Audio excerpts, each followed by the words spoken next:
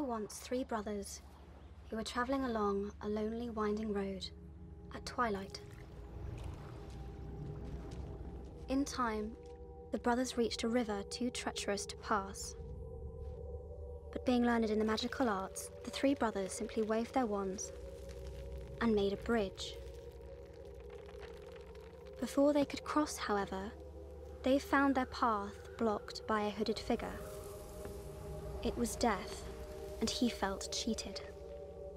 Cheated because travelers would normally drown in the river, but Death was cunning. He pretended to congratulate the three brothers on their magic and said that each had earned a prize for having been clever enough to evade him. The oldest asked for a wand more powerful than any in existence, so Death fashioned him one from an elder tree that stood nearby.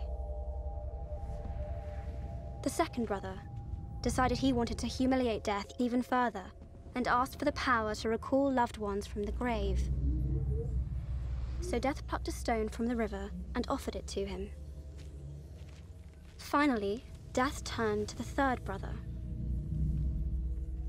A humble man, he asked for something that would allow him to go forth from that place without being followed by Death.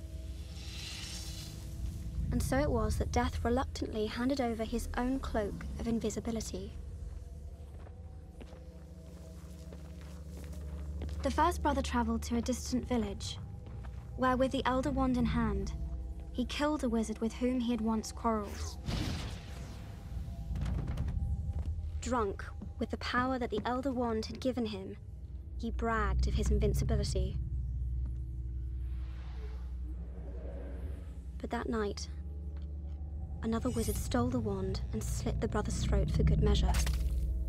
And so Death took the first brother for his own. The second brother journeyed to his home, where he took the stone and turned it thrice in hand. To his delight, the girl he had once hoped to marry before her untimely death appeared before him. Yet soon she turned sad and cold, for she did not belong in the mortal world. Driven mad with hopeless longing, the second brother killed himself so as to join her. And so Death took the second brother. As for the third brother, Death searched for many years but was never able to find him.